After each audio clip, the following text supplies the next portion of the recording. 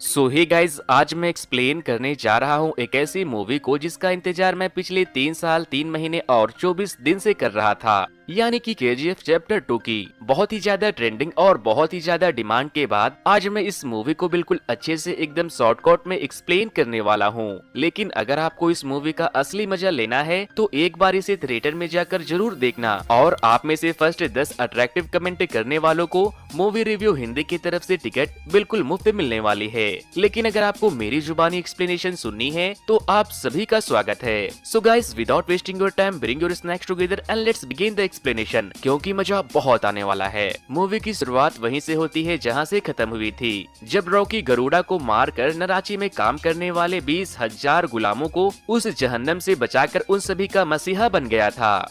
और फिर चैप्टर 1 के एंड में आनंद जी दीपा को रॉकी की एक और कहानी बताते हैं कि जब कुछ पुलिस वाले रॉकी को जेल में ले जाकर उससे उसका ड्राइविंग लाइसेंस मांगते हैं तो रॉकी गरुड़ा को मारने के बाद इतना ज्यादा पावरफुल हो चुका था कि वो सिर्फ अपनी ड्राइविंग लाइसेंस मंगवाने के लिए अपने बहुत सारे आदमियों और कई हेलीकॉप्टर को वहाँ बुलवा लेता है। फिर जब पुलिस वाले उसके आईडी में उसका नाम पढ़ते हैं तो उन बेचारों की तो होश ही उड़ जाते हैं। और अब हमें चैप्टर 2 के शुरुआत में ये पता चलता है कि आनंद जी जब दीपा को रॉकी की स्टोरी सुना रहे थे तो उन्हें एक हार्ट अटैक आ गया था, जिस वजह से वो अब हॉस्पिटल में एडमिट हो गए थे और उनकी कहानी अभी भी अधूरी थी। इसीलिए उनकी कहानी को पूरा करने आते हैं आनंद के बेटे विजेंद्र इंगैल्गी, और वो दीपा से कहते हैं मुझे नहीं पता मेरे बाप की लिखी हुई बुक रॉकी के लिए कितनी सही थी, मगर उनके बुक के अकॉर्डिंग नराची के लोगों के द्वारा बनाई हुई रॉकी की मूर्ति आज भी KGF में दफन है। जिस दिन वो स्टैचू आपको मिल जाए समझ जाना कि कहानी बिल्कुल सच्ची थी।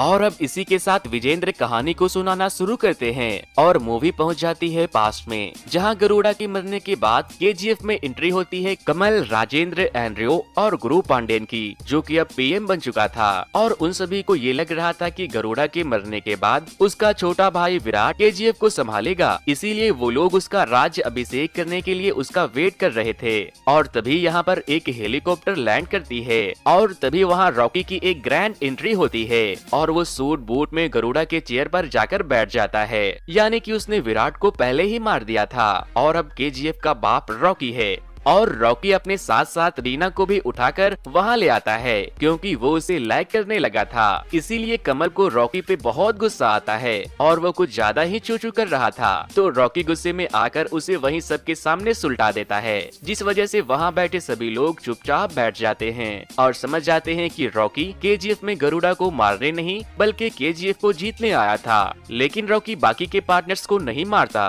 क्योंकि वो जानता था कि अगर उसने सभी को मार दिया तो बिजनेस किसके साथ करेगा। जिस पे राजेंद्र रॉकी से कहता है गरुड़ा को मारने के लिए हमने एक रॉकी पैदा किया था, इस रॉकी को मारने के लिए एक और रॉकी पैदा नहीं हो सकता क्या? जिस पे अपना रॉक कहता है कि मेरे बाप से नहीं हो सका तो मेरे बाप की कसम किसी से भी नहीं हो सकेगा। It's mean I am one and only one piece. और अब रॉकी के आने के बाद KGF के लोगों की लाइफ भी बदल जाती है। उन्हें रहने के लिए घर और खाने के लिए अच्छे अच्छे खाने और पहनने के लिए ढंग के कपड़े भी मिलना शुरू हो जाते हैं, जिस वजह से वो लोग बाहर की जिंदगी छोड़कर यहीं KGF में रॉकी का हाथ थामकर रहने का ठान लेते हैं। फिर जब रॉकी रीना को अपने हेलीकॉप्टर में बैठाकर अपने महल में लेकर जा रहा होता है तो नीचे से पूरे KGF के लोग बहुत खुश होते हैं और उसे सर उठाकर सलाम ठोकते हैं। अब नेक्स्ट सीन में रॉकी गरुड़ा के खास सिपाही वनराम के पास में जाता है जिसे उसने बांध कर रखा था। रॉकी उससे बोलता है कि मैं वजीर को नहीं मार सकता वरना फिर मेरे साम्राज्य को कौन चलाएगा।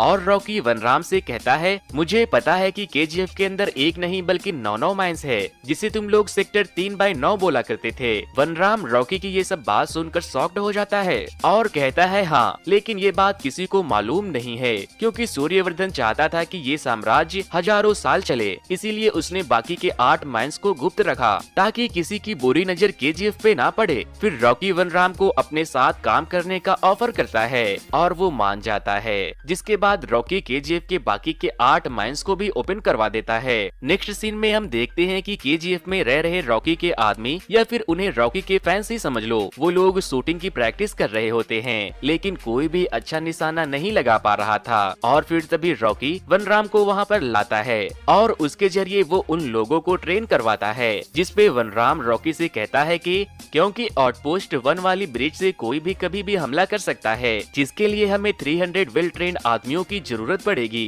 फिर जब 8 नए मैंस ओपन होते हैं तो लोग काफी ज्यादा खतरा होने के डर से अंदर नहीं जा रहे थे और तभी वहाँ रॉकी आता है और अपने फेवरेट हथियार यानी कि हथौड़े को लेकर खुद काम करने मैंस के अंदर अकेले चला जाता है। ये देखकर उसके सारे आदमी से लेकर बच्चे में भी वहाँ काम करने की मोटिवेशन आ जाती है। उधर काफी सारे बच्चे सारा दिन रॉकी रॉकी करने की वजह से रीना को उसके नाम से चिढ़ होने लगती है, जिसपे वो बच्चे रीना को केजीएफ घुमाने ले जाते हैं और रॉकी की पूरी सच्चाई बताते हैं कि कैसे उन्होंने उन सभी को जिंदगी दी है और किस तरह वो वहाँ काम करने वाली माओ और लड़कियों की इज्जत करते हैं। ये सब सुनने के बाद रीना रोने लगती है। दूसरी तरफ राजेंद्र और एंड्रयू दोनों ही रॉकी की तरक्की से परेशान हो जाते हैं और उसे खत्म करने का प्लान बनाने लगते हैं। वो लोग जानते थे कि ये काम रमिका सेन कर सकती है क्योंकि वो एक बहुत ही पावरफुल और क्लेवर पॉलिटिशियन है। जिसके बाद अब हमें केजीएफ का सीन दिखाया जाता है जहाँ पर रॉकी अपने सोने के वेयर हाउस में अपने आदमियों से कह रहा होता है इतना सोना काफी नहीं है, हमें काम की स्पीड को बढ़ाना होगा। और तभी वहाँ ऊपर रखे हुए सोने के बॉक्स से एक तलवार नीचे गिरती है जो कि अधीरा की थी, जिसे देखकर वहाँ काम कर रहे सारे मजदूर काफी डर जाते हैं और इधर उधर भागने लगते हैं। गाइस, अधीरा वो नाम है जिसके हिम्मत और तलवार की धार पे सूर्यवर्धन ने ये साम्राज्य बनाई थी। लेकिन धीरे धीरे करके केजीएफ ने इतनी ऊंचाई पकड़ ली कि उसे पाने के लिए लोग मरने के लिए तैयार थे, मारने के लिए तैयार थे और मरे हुए फिर से उठकर आने के लिए भी तैयार थे।